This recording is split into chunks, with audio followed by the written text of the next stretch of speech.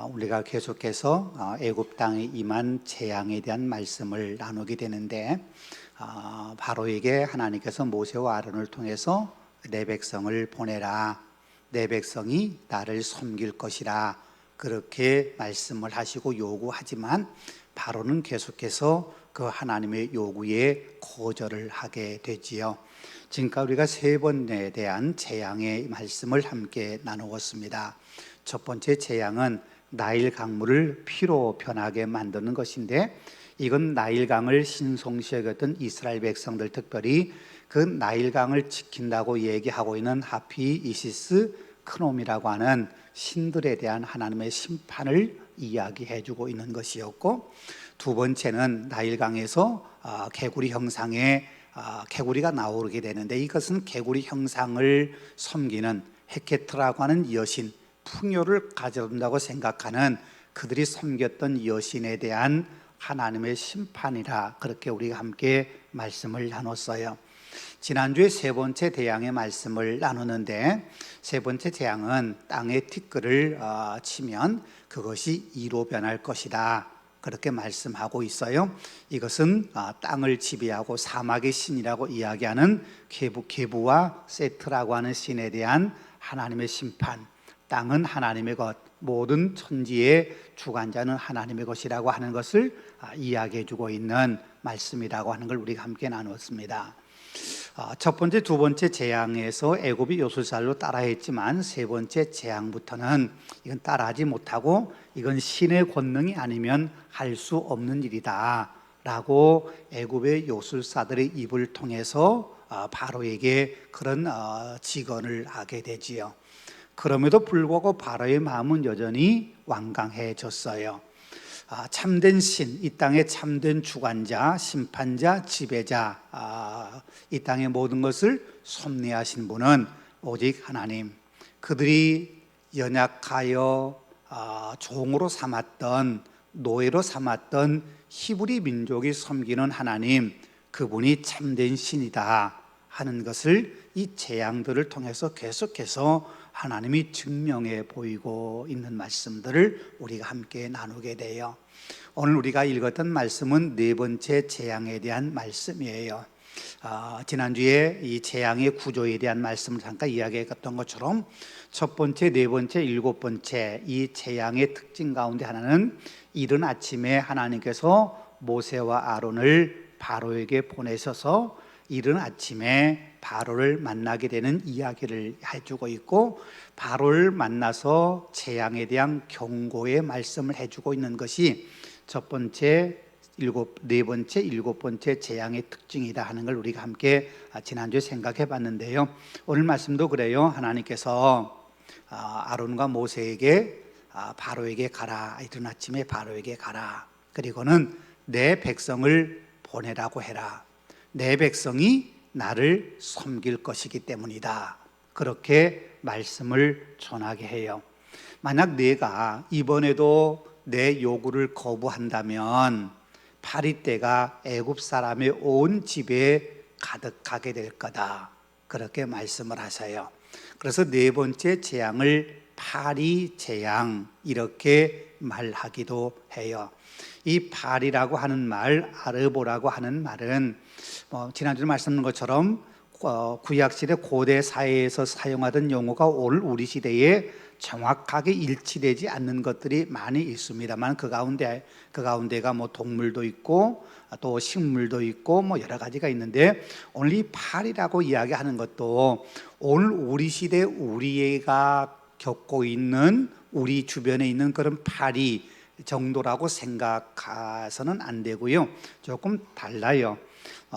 혼합물, 잡족 이런 뜻이기도 해요.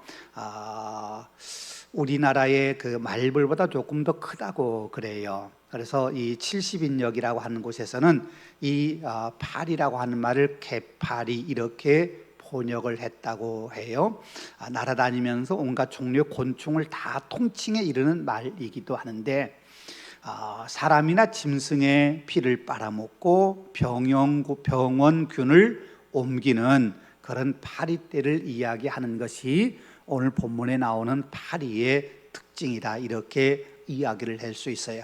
나중에 계속 다시 한번 우리가 말씀을 나눌 때 이야기하겠습니다만은 이 파리떼의 가장 무서운 것 가운데 하나는 병원균, 바꿔 말하면 전염병을 만드는 거, 이게 파리떼가 가져온 굉장히 중요한 그런 피해의 현상이라 이렇게 이야기할 수 있어요.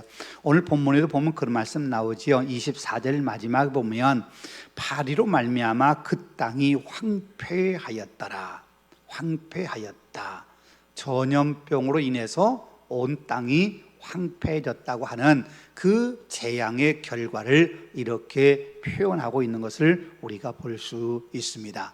이 네 번째 재앙의 특징을 이야기하고 있는 말 가운데 하나가 21절 시작되는 말씀에 그렇게 이야기하죠. 내가 파리떼를 보내겠다, 그런 말씀을 해요. 내가 만일 내 백성을 보내지 않으면 내가 너와 내 신하와 내 백성과 내 집들의 파리떼를 보내리니 라고 말씀을 하셔요. 이 보내리니 하는 이 말씀이 굉장히 중요한 의미를 담고 있는 말씀이에요. 왜냐하면 우리가 봤던 것처럼 첫 번째 재앙은 나일강물이 피로 변하는 거잖아요. 근데 피로 변한다. 그 다음에 두 번째 재앙, 개구리가 무수히 생겼다. 그 다음에 세 번째 재앙, 티끌이 이가 되었다. 이 말은 전부가 다 수동형이에요. 그러니까 어떤 객관적 주체가 이걸 능동적으로 그것을 만들어낸다고 하는 그런 의미보다는 하나님의 능력을, 물론 능력이 역사하지만은 그것이 물로 변한 거예요. 그 다음에 개구리가 생겨나게 된 거예요. 티끌이 이로 바뀐 거예요. 그런데 오늘 본문에 나와 있는 파리떼의 재앙은 보낸다, 이렇게 말씀하세요. 이건 마치 기원이 하나님께 있는 것처럼, 하나님께서 없는 것을 있게 만드시는 것처럼 하나님의 능동적인 행동, 하나님의 능동적인 어떤 역사를 통해서 파리떼가 엄청나게 많이 생겨나게 된다. 이건 생겨나는 것이 아니라 하나님이 보내시는 거라는 거예요. 이게 굉장히 중요한 의미예요. 이전까지는 물로 피로 변하고 개구리가 생겨나고 티끌이 이로 변하고, 이건 그 자체적으로 변하고 바뀌어지고 생겨나고 하는 그런 의미가 조금 더 포함되어 있다고 한다면, 이 개구리 파리라고 하는 것은 하나님이 만들어 보내셨다, 이런 의미의 느낌을 갖게 만드는 단어를 쓰고 있다는 거예요. 바꿔 말하면 파리 재앙부터는요, 어떻게 보면 하나님의 굉장히 강한 역사가 느껴질 수밖에 없는 그런 어떤 선포, 그런 뉘앙스를 받게 되는 것이라고 하는 걸 우리가 이해를 하면 돼요. 이 네 번째 재앙의 두 번째 특징은 뭐냐면, 재앙이 그 출처가 점점 더 확대되어 가고 있다는 거예요. 지난주도 잠깐 말씀드린 것처럼 첫 번째, 두 번째 재앙은 물, 나일강에서 시작됐어요. 나일강 물이 피로 변하고 나일강에서 개구리가 올라오고, 두 번째, 세 번째 재앙인 티끌이 이로 변한다. 이것은 땅을 기반으로 하는 거지요. 땅에서. 그 다음에 오늘 본문에 나오는 파리라고 하는 이 네 번째 재앙은 공중에 있는 거예요. 그건 어디에서 생겨나는 게 아니에요. 나일강 물이 변하고 나일강에서 개구리가 생기고 땅에서 티끌이 바뀌어 이가 되고, 이런 개념이 아니라 그냥 생겨나는 건데 그게 공중에 있는 거예요. 그러니까 물, 땅, 공중, 이제 그 재앙의 영역이 하나님이 창조하신 창조의 세계 곳곳에서 하나님의 명령 하나로, 하나님의 의도하신 바대로 세상의 모든 것들이 움직이고 모든 것의 주권이 하나님께 있다 하는 걸 강조하고 있는 말씀 가운데 하나가 오늘 본문에, 그래서 이 재앙의 영역, 그 출처가 점점 더 확장되어 가고 있다고 하는 것이 네 번째 재앙에서 우리가 좀 생각해 볼 수 있는 특징이라 이렇게 이야기할 수 있어요. 세 번째는 고센 땅을 구별했다는 거예요. 고센 땅을. 여러분 23절 말씀, 22절, 23절 말씀 우리 한번 같이 다시 한번 읽어보겠습니다. 22절, 23절 우리 같이 천천히 읽습니다.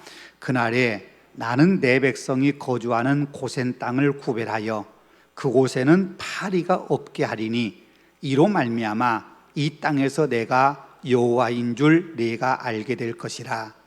내가 내 백성과 네 백성 사이를 구별하리니 내일 이 표정이 있으리라 하셨다 하라 하시고. 그러니까 지금까지 첫 번째, 두 번째, 세 번째 재앙은 이스라엘 백성들이 재앙을 겪지 않게 하셨다, 그런 말씀이 없었어요. 바꿔 말하면 첫 번째, 두 번째, 세 번째 재앙에서는 이스라엘 백성을 또 함께 힘들었고 어려움을 겪고 고통을 느꼈어요. 고통을 겪었어요.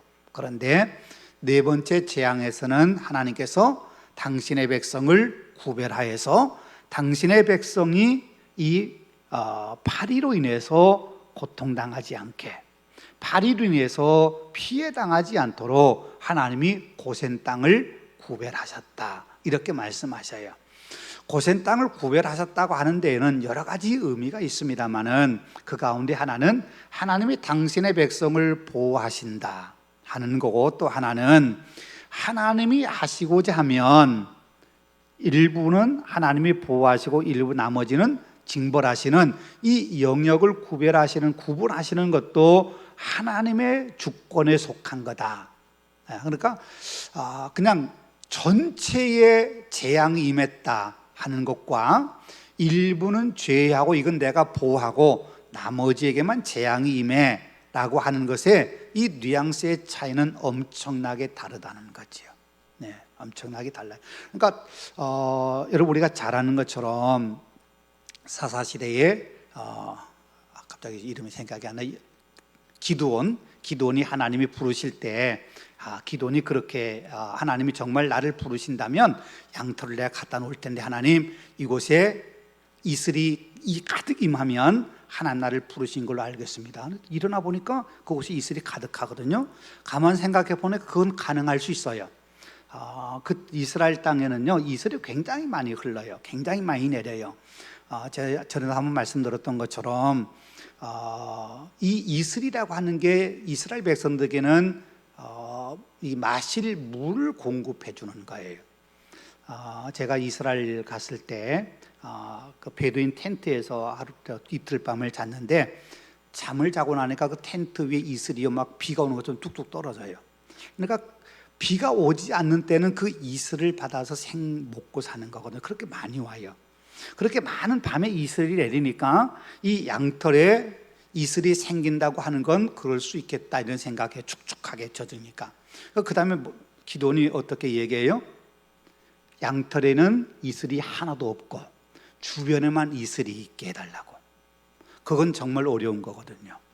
근데 하나님이 그렇게 하시잖아요.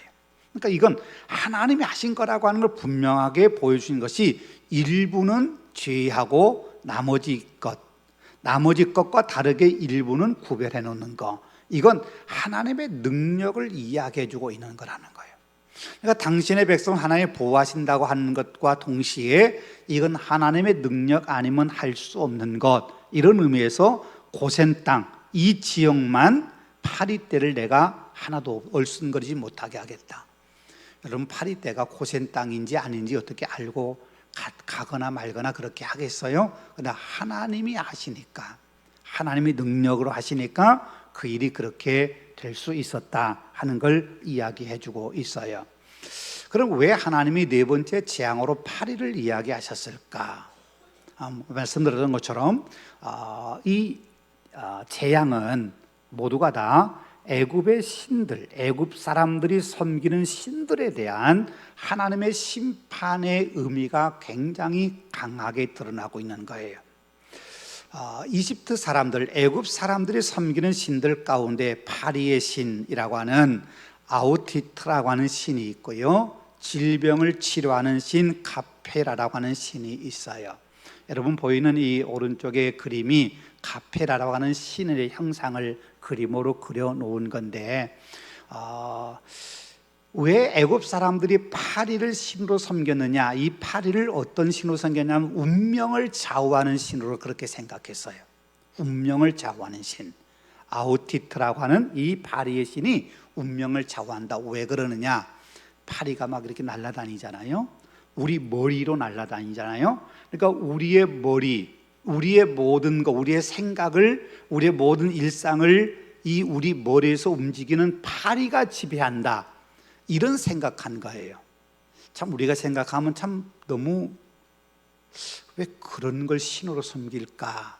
그렇게 생각할 수 있는데 이 이집트 사람들은 그렇게 뭔가 자기들과 좀 다르다고 생각하면 그게 뭐 이집트 사람만이 아니고 거의 대부분의 사람들이 자기들과 다르다, 자기들과 조금 더 힘이 세다, 뭐 자기들보다 특별하다 이런 것들을 거의 다 신적 존재로 이렇게 여기는 것처럼 파리라고 하는 것도 사람들의 머리 위에서 돌아다니는 천정에 왔다 갔다 하고 하는 거니까 이게 우리 인간의 영혼을 지배하고 운명을 지배하는 거다 이렇게 생각을 한 거예요. 그래서 이 파리를 아우티트라고 하는 신의 형상으로 해서 파리를 섬기게 되는 거예요. 그런데요, 이 아우티트라고 하는 이 신이 성경에 우리 많이 들어봤죠. 바알세불 또는 바알세붑이라고 이야기하는 이 신과 거의 같은 의미예요.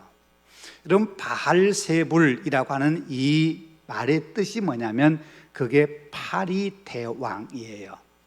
그럼 윌리엄 골딩이라고 하는 파리대왕 혹시 소설 읽어보신 분 계신지 모르겠습니다만 이 파리대왕 이 말이 성경에 나오는 바알세불이라고 하는 말의 번역본이에요. 그러니까 바알이라고 하는 주, 신 이것이 바알이고 세불, 세붑 이것은 파리를 가리키는 거예요. 그러니까 파리대왕, 파리의 주 이게 바로 바알세불이에요. 이 파리대왕이라고 하는 것도 뭐 간다면 소설 이야기 할 수 없습니다만은 무인도의 비행기가 불착해서 어린 아이들만 거기 남았는데 어린 아이들이 자기들이 생존하는 과정 속에 서로 자기들이 말하면 주도권을 잡으려고 왕노릇하려고 막 다투는데 마치 그것이 파리들이 자기들이 왕노릇하려고 아웅다웅하는 것과 다르지 않다. 이제 그런 의미에서 파리대왕이라고 이렇게 이름을 붙였을 거예요.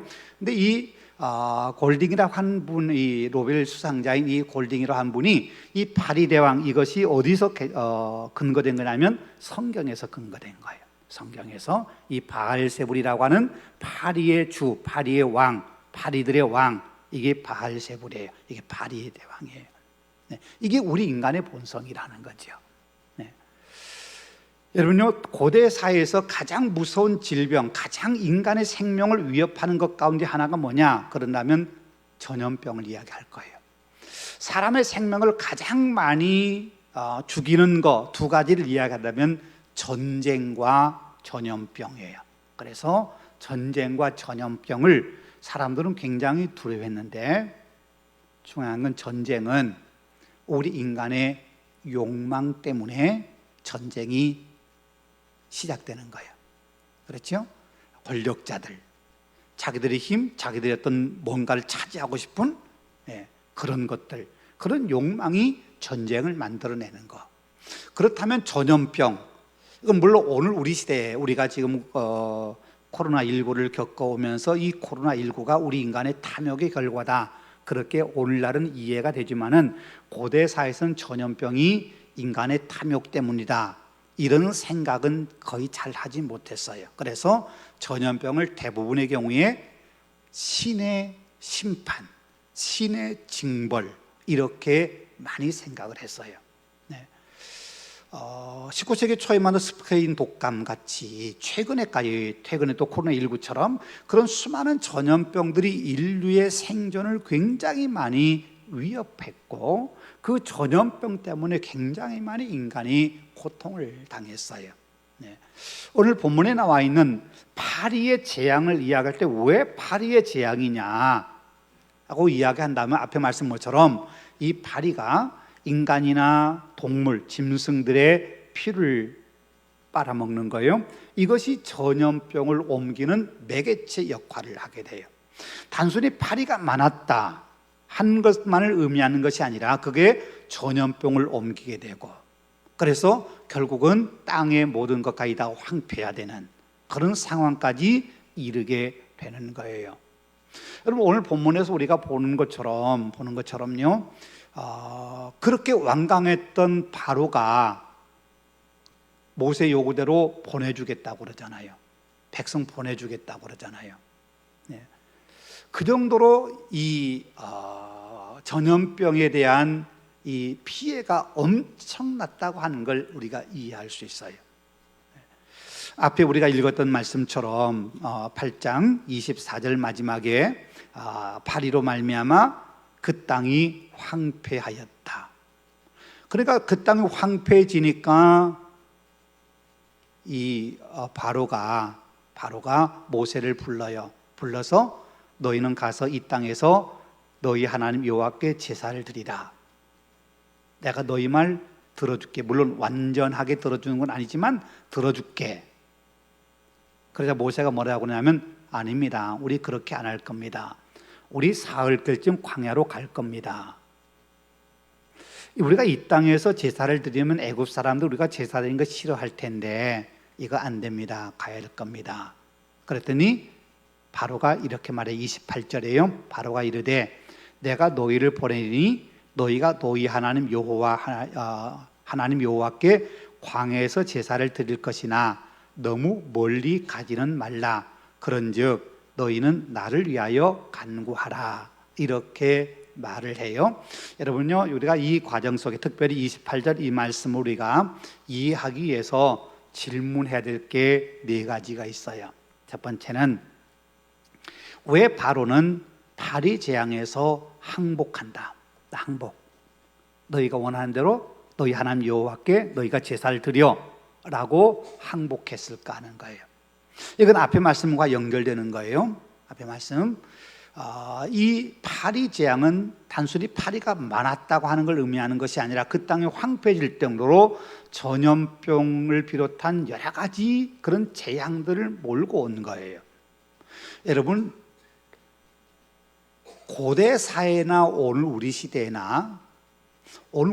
조금 다를 수 있습니다만은 왕이 해야 될 가장 중요한 역할 하나를 뽑으라 그런다면 자기 백성을 보호하는 거예요.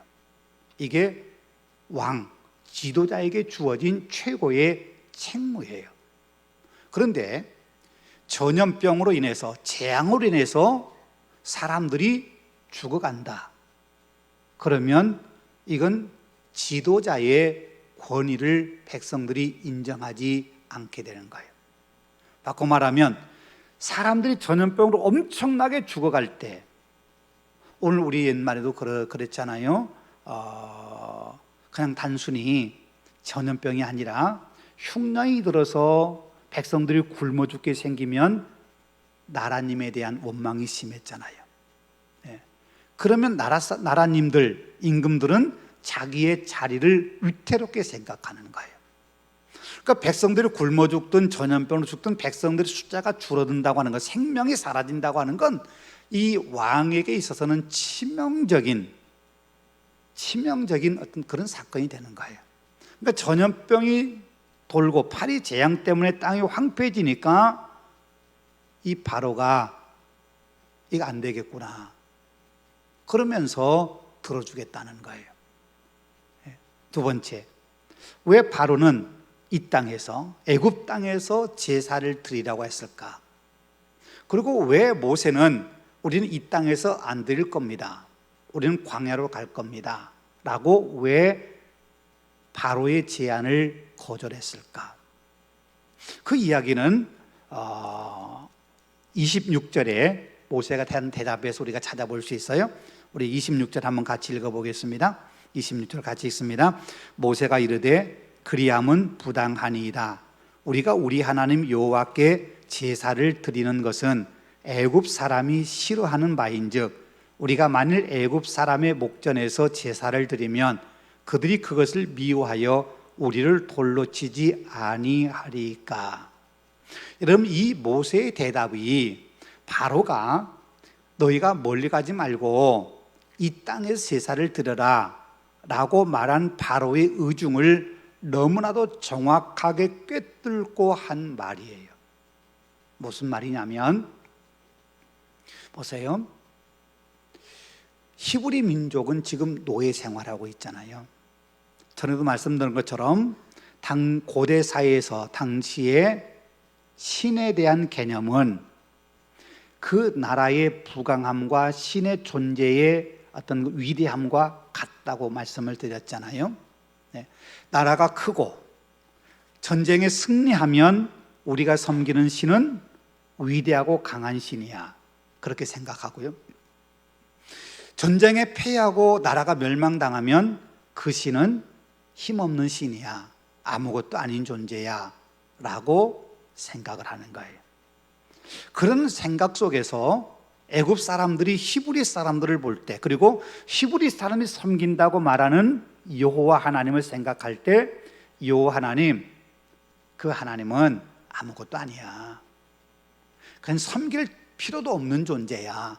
너희 봐봐, 너희가 섬기는 하나님이 너희를 노예 삼았잖아, 노예가 되게 했는데 그게 무슨 신이야.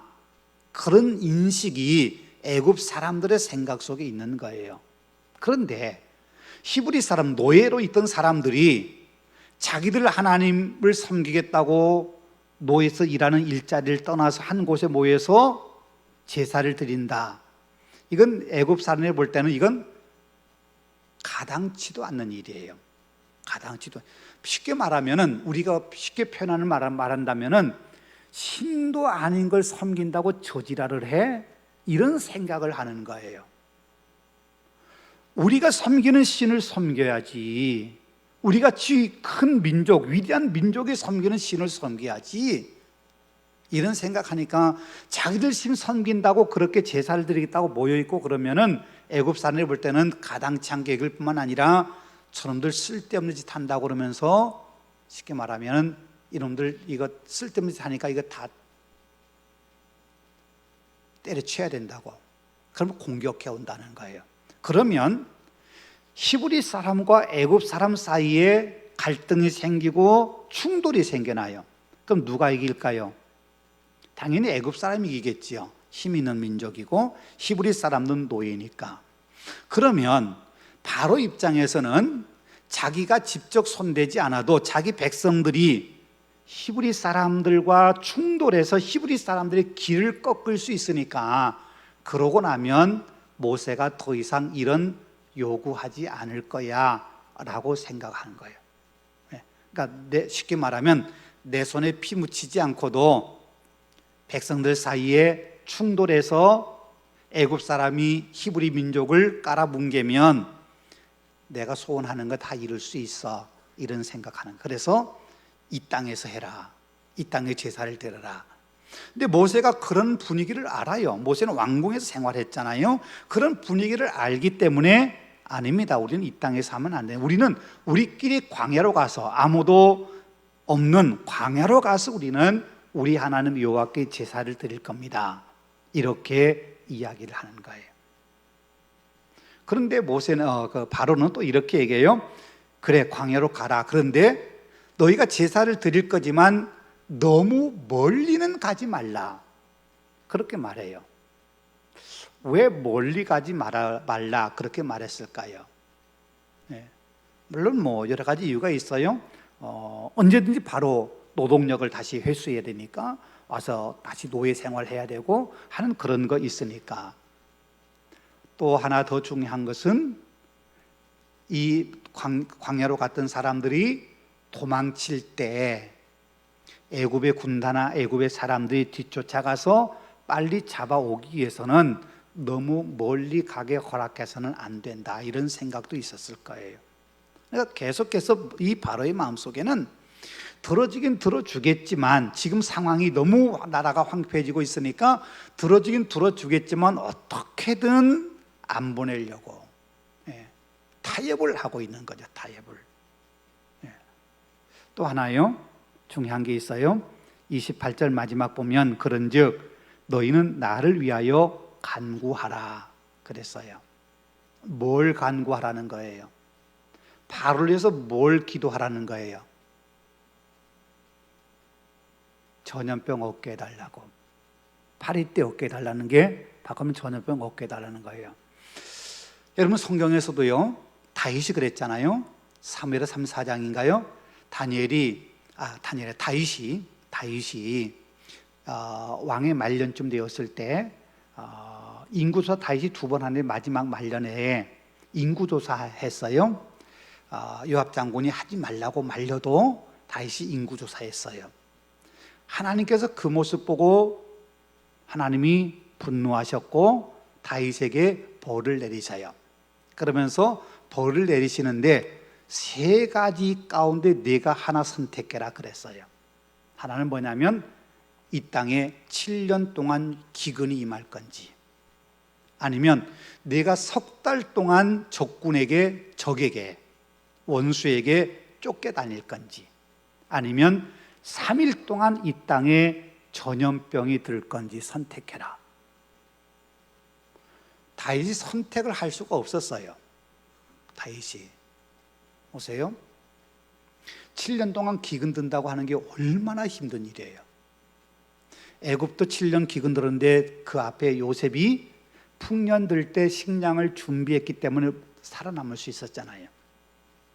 다윗이 3개월 동안 쫓겨다닌다. 이건 다윗이 왕이 되기 전에 얼마나 많이 쫓겨다녔는지, 그리고 왕이 된 다음에도 압살롬의 반역 때문에 쫓겨가고 하는 그런 모습이, 자기는 이 쫓겨다닌다고 하는 게 트라우마 같이 정말 힘든 일이었기 때문에 도저히 그걸 못하겠는 거예요. 그래서 어떻게 할 수 없을 때 결국 하나님이 전염병을 내리셔요. 근데 전염병을 내리는데 너무너무 이게 극심하니까 다윗이 하나님께 기도했어요. 불쌍히 여겨달라고. 하나님이 그 기도 들으시고 아리우나의 타작마당에서 하나님이 전염병을 멈추셨어요. 그때 아리우나의 타작마당에 다윗이 그때 제사를 드려요. 번제를 드려요. 그러니까 번제를 드린다고 하는 건 전염병을 막는다, 어떤 그런 의식, 그런 의미. 마치 그게 성경이 이야기하고 밀목상통한 것은 아니지만 비가 오지 않으면 기우제를 지내는 것처럼, 전염병이 심하면 신의 분노를 잠재워서 전염병이 그치게 해달라고, 그런 마음처럼 전염병이 생기면은 신의 긍휼을 구할 수밖에 없는 게 우리 인간이에요. 왜냐하면 오늘 우리 코로나19 때에도 물론 백신을 맞는다 그랬지만 백신이 제대로 공급되지 않아서 정말 힘들었고, 심지어 마스크 쓰는 것도 제대로 쓰지 못하는 마스크 대란이라는 말도 나오고 그랬잖아요. 현대의학이 발달되고 기술이 발달되어서 백신도 만들고 마스크도 만드는데 전염병이 확산되니까 그것조차도 인간의 힘으로 안 되는, 못하는 상황이 됐잖아요. 근데 고대 사회에서 전염병이 오늘 우리 같이 전염병을 예방도 잘하는 것도 아니고 거기에 어떤 적절한 조치할 수 있는 것도 아니고, 그런 상황에서 전염병을 멈출 수 있는 가장 강력한 힘은 전염병을 벌을 내리신 신이 전염병을 멈추게 하는 겁니다. 이런 생각한 거예요. 그래서 신에게 제사를 드려라. 그러니까 지금 이 파리 재앙을 통해 전염병이 오게 된 것은 히브리 사람이 하나님 여호와가 내린 거라고 하는 걸 너무 분명하게 이 바로가 알기 때문에 모세에게 너희가 제사를 드리되 나를 위해서 이 전염병이 빨리 멈추도록 너희가 제사를 드려달라, 이런 요구를 하고 있는 거예요. 그러니까 바로가 이 전염병의 근원, 전염병이 온, 파리 재앙이 온 근본적인 원인이 하나님, 여호와 하나님이라는 사실을 인정을 해요. 인정을 하면서도 거기에 대처하는 방법은 계속해서 타협해 들어오는 거예요. 내 백성을 보내서 내 백성이 나를 섬기게 하라, 그렇게 말하는데 이 땅 떠나지 말고 이 땅에서 제사를 드려 광야로 가. 그럼 가긴 가는데 너무 멀리 가지 마. 계속해서 하나님의 명령과 타협을 하는 거예요. 여러분, 그런데요, 이 바로의 이런 모습이 바로의 모습만이 아니라 오늘 우리 시대에 우리를 향한 죄의 모습과 다르지 않아요. 죄가 우리를 유혹하려 할 때 계속해 오는 방법이 뭐냐면 타협하는 거예요. 타협하는 것. 그 타협이 얼마나 무서운가 하는 것을 우리가 사사기 시대를 통해서 알 수 있어요.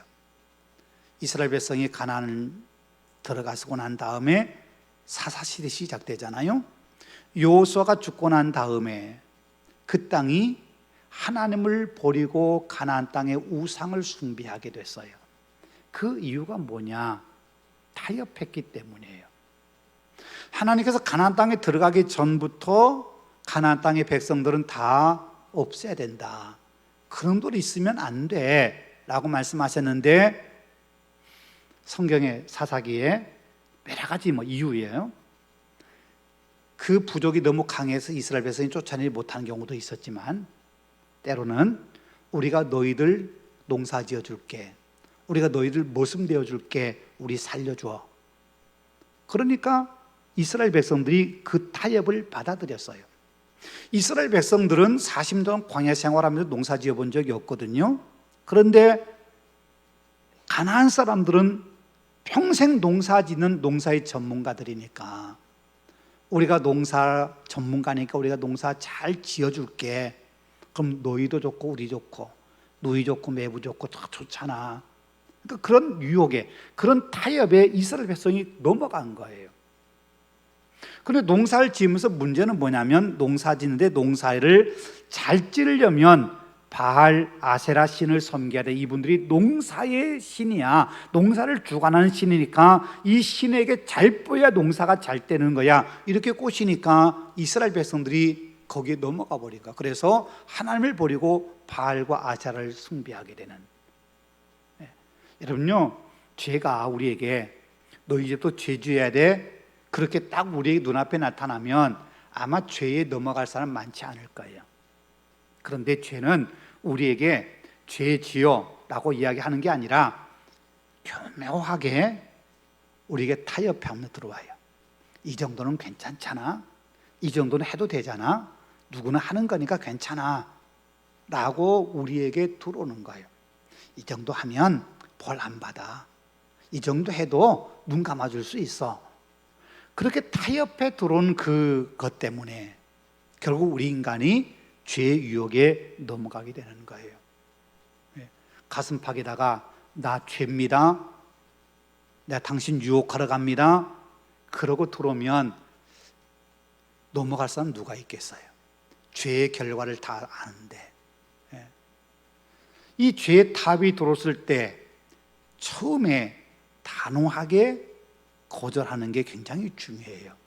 오늘 본문 27절에 이렇게 얘기해요. 모세가 이 땅에서 너희가 제사를 드리라고 하는 바로의 요구 앞에 우리 그렇게 못하겠습니다 하고 이야기하면서 27절에 우리가 사흘 길쯤 광야로 들어가서 우리 하나님 여호와께 제사를 드리되 우리에게 명령하시는 대로 하려 하나이다. 당신이 타협해 오는 거 나 안 듣습니다. 나는 하나님이 명령하신 대로 할 뿐입니다. 나는 하나님이 명령하신 대로 하려고 합니다. 이게 모세의 단호한 태도였어요. 이게 타협을 이기는 방법이에요. 그냥 좋은 게 좋다고 적당하게 넘어가는 게 아니라 죄와 유혹에 대해서는 단호해야 되는 거예요. 그래야 유혹에 넘어가지 않는 거다. 지난주 우리가 사도행전의 말씀에서도 그랬잖아요. 사도행전에서도 산헤드린 공회가 베드로와 요한에게 다시는 예수 이름으로 말하지 마, 예수 이름 말하다간 너 죽일 수 있어 하고 위협할 때 베드로와 요한이 뭐라고 그래요? 우리가 너희 말 듣는 것과 하나님 말씀 듣는 것 어느 것이 더, 누구 말 듣는 게 더 옳겠느냐? 우리는 하나님의 말씀을 듣는다. 어떻게 보면 산헤드린 공회가 협박하지만 그 협박도 하나의 타협이거든요. 너희가 예수 이름 말하지 않으면 우리도 너희를 눈 감아줄게. 예수 믿는 거 눈 감아줄게. 너희만 믿고 더 이상 얘기는 하지 마. 라고 타협해 들어오는 거거든요. 그럴 때 베드로 요한은 담대하게 아니야, 우리는 하나님 말씀대로 할 거야. 그러면서 어떤 위협이 온다 할지라도 우리는 하나님 말씀대로 하나님을 말씀을 전하고 복음을 전하고 예수의 부활과 예수의 승리를 전할 거야. 이게 사도들의 단호한 태도였어요.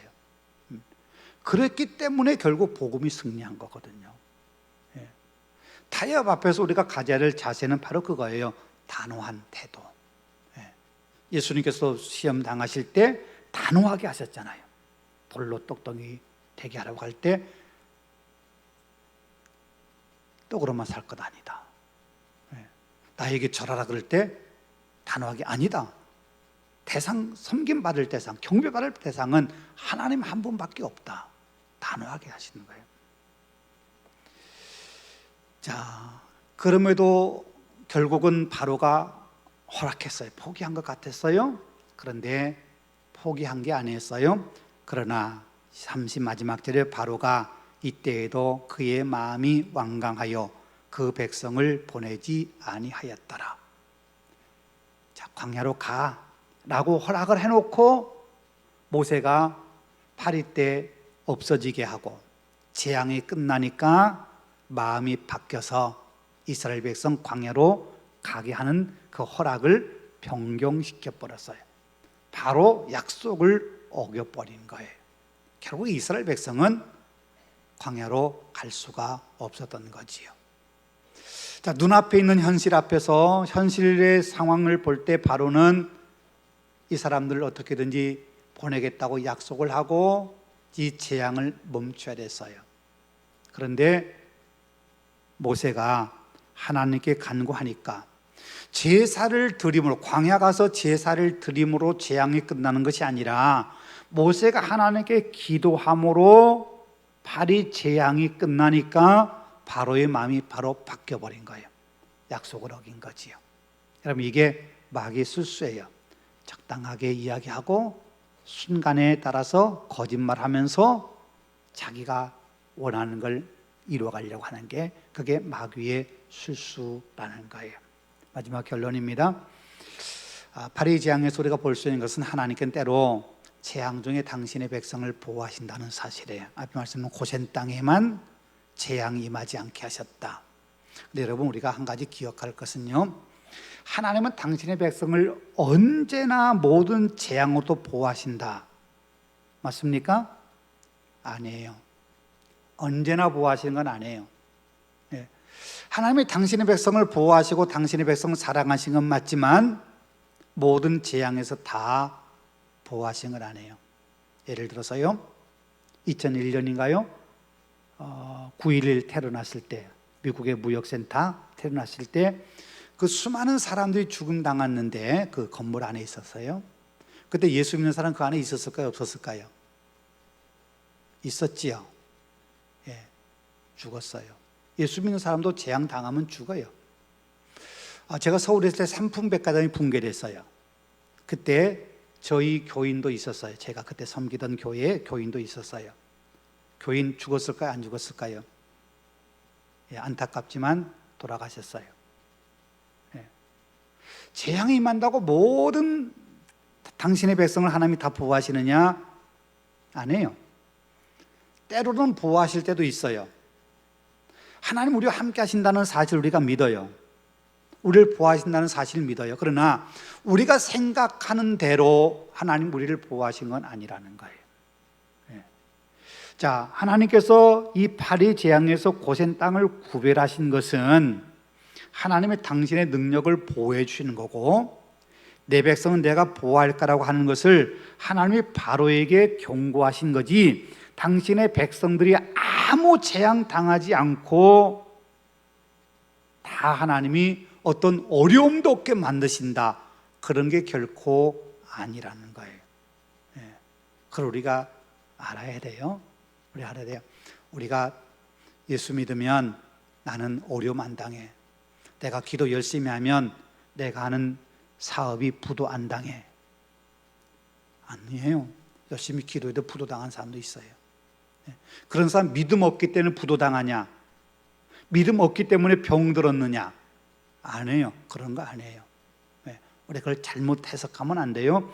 하나님 우리와 함께 하시지만, 때로는 하나님 우리를 보호하시기도 하시지만, 때로는 우리가 생각하지 못한 어려움도 우리가 겪게 되고, 초대교회 성도들처럼 때로는 목숨을 내놓아야 되는, 하나님이 당신의 사랑하는 백성이라면 그 밖에서 다 목숨을 구해주면 좋을 텐데, 그 위대한 사도 바울도 순교를 당하고요, 베드로도 순교당하고요, 수많은 사람들이 순교당해 목숨을 잃었잖아요.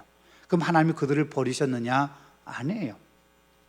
우리가 알지 못하지만 하나님께서는 하나님의 방법으로 우리를 사랑하신다는 것, 사랑하신다는 사실만은 분명하고 우리와 함께 하신다는 사실만은 분명한 거예요. 그러나 그 방법은 어떻게 될지는 우리가 알 수 없다 하는 걸 우리가 기억하고, 중요한 건 우리가 어떤 어려움에 당했을 때 하나님께 기도하고, 그 순간에도, 어떤 어려운 순간에도 하나님을 향한 믿음의 고백이 변치 않게 된다는 게 우리에게 중요하다는 사실이에요. 또 하나, 오늘 말씀에서 우리가 한 가지 기억할 것은 바리대왕 말씀드렸죠. 인간의 어리석은 욕망 지배당하지 말아라. 결국 바로가 그 마음에 변해서 약속한 거 약속 지키지 않는 것도 다 인간의 어리석은 욕망 때문이에요. 우리 인간의 마음속에는 끊임없이 솟아나는 이 욕망이 결국 우리로 하여금 믿음의 사람으로 하여금 믿음의 사람답지 못하게 하고, 인간이 인간답지 못하게, 왕이 왕답지 못하게 만드는. 여러분 보세요. 바로가 왕이라면 왕의 권위를 가지고 모세와 약속했다면 지켜야 되잖아요. 때로는 체면이 좀 상해도 약속한 건 지켜야 그게 더 나은 모습이잖아요. 지도자다운 모습이잖아요. 그런데 순간순간 상황의 변화에 따라서 자기가 한 약속도 바꿔버리고 거짓말로 만들어버리고, 이게 뭐냐면 결국 인간의 어떤 도리보다는 인간의 욕망, 이게 우리를 더 많이 지배하는 강한 힘이라고 하는 걸 성경은 우리에게 가르쳐주고 있는 거라는 거예요. 그래서 우리는 늘 우리 마음속에 있는 어리석은 욕망에 지배당하지 않게 해달라고 우리 하나님께 기도해야 돼요. 그래야 우리도요 믿음을 지킬 수 있어요. 우리가 믿음에 위협받는 가장 큰 위협 가운데 하나가 뭐냐면 이 욕망이에요. 인간의 욕망, 우리 안에 끊임없이 솟아나는 이 욕망을 우리가 이겨내지 못하면 우리 믿음이 흔들릴 수밖에 없다는 사실을 우리가 기억해야 된다는 거지요. 그래서 우리들 기도해야 됩니다. 하나님, 우리를 다스려 주옵소서. 욕망에 지배당하지 않게 하옵소서. 우리는 주님이 우리와 함께 하신다는 사실을 믿고 고백하며 주님 손 꼭 붙잡고 가는 믿음의 발걸음 되게 하옵소서. 우리가 기도하면서 그런 믿음으로 우리의 삶을 살아가야 되는 거지요. 그런 믿음으로 아름답게 살아가는 우리 모두 되기를 소망합니다.